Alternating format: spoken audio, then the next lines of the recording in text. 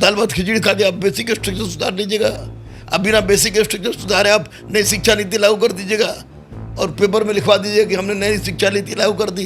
25 number का कम से कम interview सब में रखे, सारे चोर पकड़े जाएंगे, सारे चोर पकड़े जाएंगे। जो लड़का पढ़ा नहीं है वो कभी पास ही नहीं कर सकता है, और जो बहुत पढ़ा है, बहुत पढ़ गया है, अगर किताब लेके जाता है तो 2-4 क्वेश्चन का वो यूज कर ले। 7-7 साल बाद इंटर और स्तरीय परीक्षा होने जा रहा है, कब रिजल्ट आएगा राम जाने। सचिवालय से आएगी वैकेंसी निकालेंगे, पेपर में खूब कहते हैं, दरोगा वाली निकालेंगे, पेपर में खूब कहते हैं। नमस्कार, आप देख रहे हैं न्यूज़ पीआर। मैं हूं आदेशपुरी। 2020 में नई शिक्षा नीति लागू की गई और इसके इम्प्लीमेंटेशन के लिए सरकार जो है 1996 में जो उस समय की शिक्षा नीति कैसे इम्प्लीमेंट की गई थी उसको अपना रही है और बहुत जल्द इसे लागू करना चाह रही है। काफ़ी तेज़ी से काम चल रहा है। ऐसे में जब पूरे शिक्षा नीति में ही बदलाव होगा तो परीक्षा नीति में भी बदलाव होना स्वाभाविक है। अगर हम बात करें यूपीएससी 2011 में यूपीएससी अपना पुराना पैटर्न छोड़ते हुए सीसेट को अपनाया। इसके अलावा हम बात करें तो बीपीएससी में भी ये सुधार की बात हो रही है, लेकिन अभी तक लागू नहीं हुआ है। बहुत सारे स्टेट पीसीएस भी अपने यहाँ चेंजेज करना शुरू कर दिए हैं। इसके साथ ही साथ अब ज़रूरत बनती है कि जितने भी बिहार में, चाहे वो कर्मचारी से लेकर बीपीएससी तक के एग्ज़ाम हो, उसके परीक्षा प्रणाली में, सिलेबस में, कंटेंट में चेंजिंग किया जाए ताकि छात्र जो हैं उस हिसाब से पढ़ाई करें, नए पैटर्न पे आएँ। और इसका सबसे बड़ा फ़ायदा ये होगा कि परीक्षा प्रणाली बदलेगी, सिलेबस बदलेगा, तो जो स्कॉलर बैठते हैं, जो एग्ज़ामों को प्रभावित करते हैं, उनसे छुटकारा पाने में बहुत ज़्यादा मदद मिल सकती है। हमारे साथ हैं रहमान सर, इनसे ही हम बात करेंगे कि सर, नई शिक्षा नीति लागू की जा रही है, तो नई परीक्षा नीति जो सरकारी नौकरियों में जो बहाली के लिए होता है वो कितना प्रासंगिक है, उसमें परिवर्तन करना? देखिए, बहुत बहुत धन्यवाद। बहुत महत्वपूर्ण क्वेश्चन, खास करके वर्तमान परिवेश में, भारतीय संदर्भ में, जब हम वैश्विक स्तर पर अपने आप को स्थापित करने का दावा करते हैं और जब हम स्थापित करते हैं कि हम वैश्विक स्तर पर स्थापित हैं, और चाहे कोरोना का वैक्सीन बनाने का हो या वैज्ञानिक दृष्टिकोण से हो या सांस्कृतिक दृष्टिकोण से, हम चरम अवस्था में हैं। तो वैसी प्रश्न को उठाने के लिए मैं आपके चैनल को, आपको बहुत बहुत धन्यवाद देता हूँ। मैं स्पष्ट रूप से बता दे रहा हूँ। देखिए आदेश, मैं इतिहास का छात्र हूँ, शिक्षक तो हूँ ही, लेकिन इतिहास ही मेरा सब कुछ रहा है। रोजी रोटी, मेरी बेटी अदम्या, बेटा विज्ञान, पत्नी अमिता का भोजन भी चलता है, तो इतिहास कारण चलता है। तो इतिहास को केवल और केवल अंग्रेज जिस तरह का इतिहास पढ़ा के गए, जिस तरह की नीति बना के गए, अंग्रेज शिक्षा के क्षेत्र में, अंग्रेजी के क्षेत्र में, सामाजिक क्षेत्र में, राजनीतिक क्षेत्र में, तो उन नीतियों का हमारे भारत देश से तारतम्यता है या नहीं, कि वो जो नीति इम्प्लीमेंट की जा रही है उस नीति का हमारे लिए कोई यूटिलाइजेशन ही नहीं है, उस नीति कोई मतलब नहीं है। कहिए कि कहाँ चले गए हम।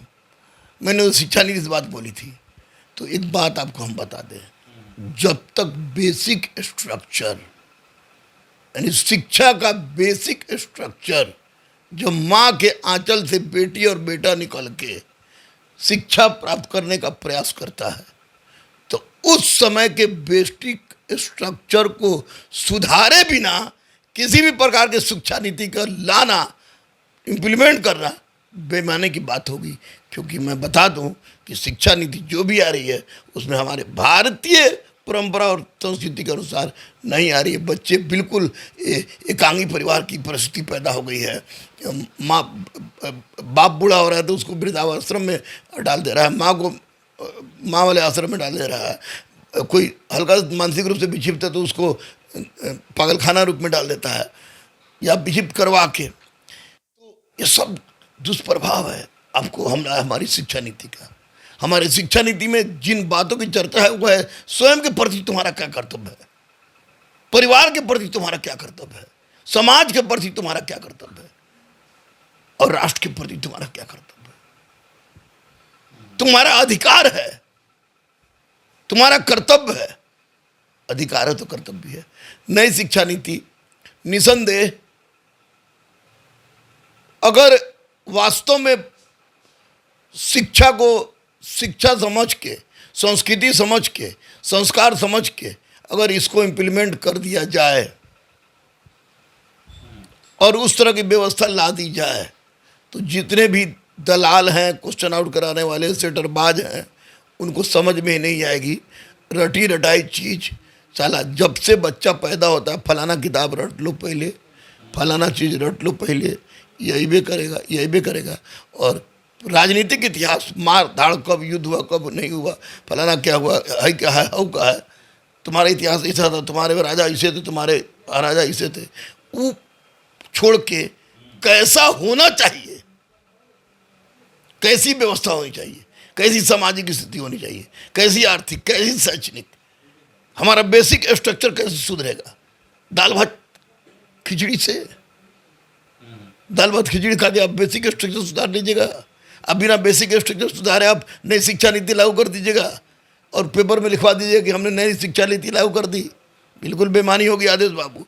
आप भी बहुत पढ़े लिखे हुए हैं, सेंट्रल यूनिवर्सिटी के स्टूडेंट हैं, हम लोग कुछ नहीं छुपा हुआ, लेकिन ये गलत है सर। लेकिन अगर नई शिक्षा नीति आ रही है तो उसी हिसाब से सिलेबस में पढ़ाई होगा, वो तो इम्प्लीमेंट हो ही जाएगा। भले आप स्कूल कॉलेज को ना सुधारें, बिहार में तो कॉलेज में पढ़ाई लिखाई बंद ही है एक तरह से, और एग्जामिनेशन को उस तरह होना चाहिए नहीं होना चाहिए, ये मेरा सर प्रश्न था कि एग्जामिनेशन के पैटर्न में चेंज होना चाहिए कि नहीं होना चाहिए। जो अभी तक चले आ रहा है, ढल रहा है, पीटी मेंस का एक, उसमें चेंज होना चाहिए। प्रश्नों के जो पढ़ने वाले होते हैं, जैसे आपने सर चर्चा किया कि राजनीतिक घटना को पढ़ते हैं, जैसे यूपीएससी अब आजकल सांस्कृतिक प्रश्नों को ज़्यादा उठाती है, जो हमारे समाज से, कल्चर से, आर्थिक व्यवस्था से जुड़ी रहती है।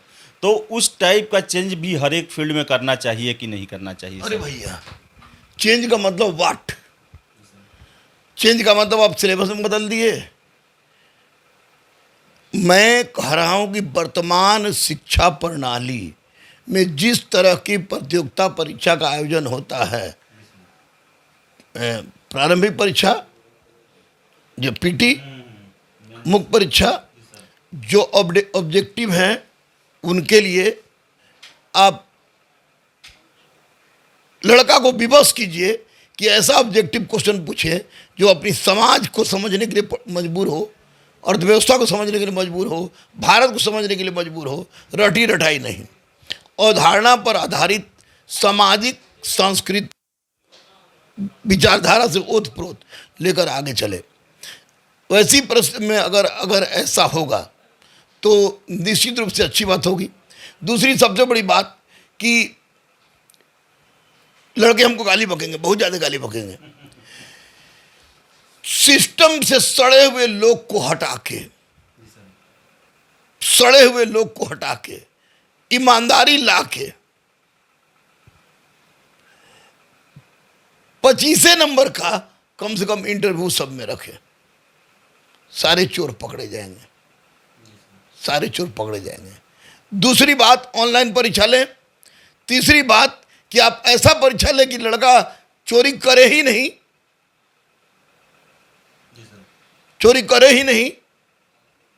आप ऐसा सिलेबस बनाइए कि प्राचीन भारत की सामाजिक, आर्थिक, राजनीतिक, धार्मिक व्यवस्था को वर्तमान के राजनीतिक, सामाजिक, धार्मिक, आर्थिक, सांस्कृतिक का तुलनात्मक अध्ययन करके एक बनाइए, पढ़ाइए।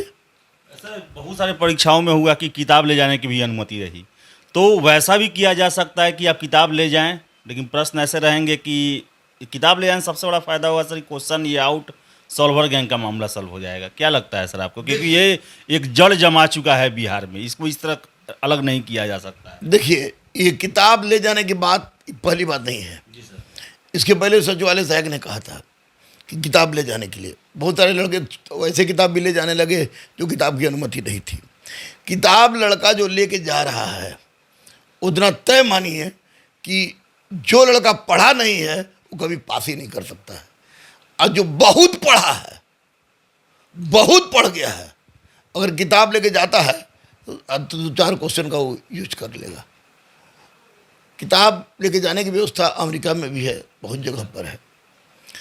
किताब लेके जाए या घर को परीक्षा दे, अगर आप अच्छे अधिकारी, अच्छे इंसान, अच्छे भारतीय को बनाना चाहते हैं तो आपको निश्चित रूप से परीक्षा पैटर्न में जो धांधलियां हो रही है, क्वेश्चंस वायरल की बात हो रही है, चाहे किसी भी परीक्षा में हो। बीपीएससी में 108 कट ऑफ चल जा रहा है 146 क्वेश्चन में। 7-7 साल बाद इंटर स्तरीय परीक्षा होने जा रहा है, कब रिजल्ट आएगा राम जाने। सचिवालय से की वैकेंसी निकालेंगे, पेपर में खूब पाते हैं। दरोगा की बहाली निकालेंगे, पेपर में खूब पाते हैं। तो सरकार जब तक कमर कस के नई शिक्षा नीति को नहीं लागू करेगी, केवल लागू करने जैसा लागू कर देगी, तब तक शिक्षा पद्धति में कोई सुधार होने की बात हमको नहीं लग रही है। लेकिन अगर वास्तव में शिक्षा नीति लागू करेगी तो उसके अनुसार व्यवस्था भी करेगी, तब तो मैं तहे दिल से इसको स्वीकार कर रहा हूँ। लेकिन मुझे नहीं लगता, क्योंकि basic structure of the education is damage totally. Sir, आजकल एक धारणा बन गया है कि जो पढ़ाई जो है, शिक्षा जो है, वो सिर्फ और सिर्फ रोजगार के लिए है।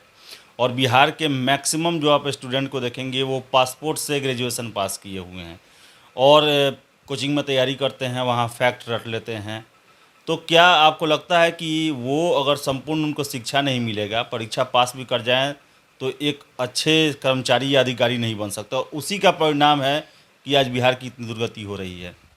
देखिए, कल पेपर में मैंने पढ़ा था, पता नहीं कौन पेपर था, हिंदुस्तान या दैनिक जागरण की, 50% स्नातक बेरोजगार है। बिहार के 50% स्नातक बेरोजगार हैं। देखिए, पासपोर्ट लेके गेस क्वेश्चन करा के लड़का को आप इंटर बीए एमए में भी 8 क्वेश्चन लिखना है तो 8-10 क्वेश्चन देते हैं। आपको पता होता है कि ये क्वेश्चन आएगा, आता भी अगला साल ये क्वेश्चन आया था, तो इस बार नहीं आएगा, इस बार ये आएगा। इस तरह की व्यवस्था जब तक रहेगी तब तक एमए करके सड़ा हुआ इंसान पैदा होगा। देखे होंगे डॉक्टरेट की डिग्री कितने कितने महान लोग तड़ातड़ लेना शुरू कर दिए।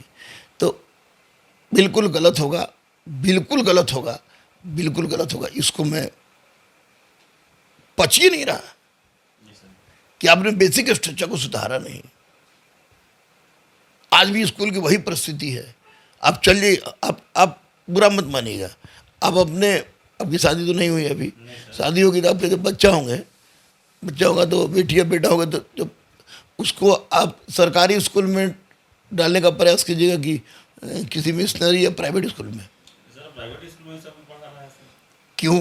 सर, वो सरकारी स्कूल का स्थिति खराब हो गया, जो कि हम लोग सरकारी स्कूल में क्यों खराब है? दिल्ली में क्यों केजरीवाल सुधार दिया? हाँ सर, ये तो है ही। दिल्ली में केजरीवाल क्यों सुधार दिया कि वहाँ पैरवी कराना पड़ता है एडमिशन के लिए सरकारी स्कूल में?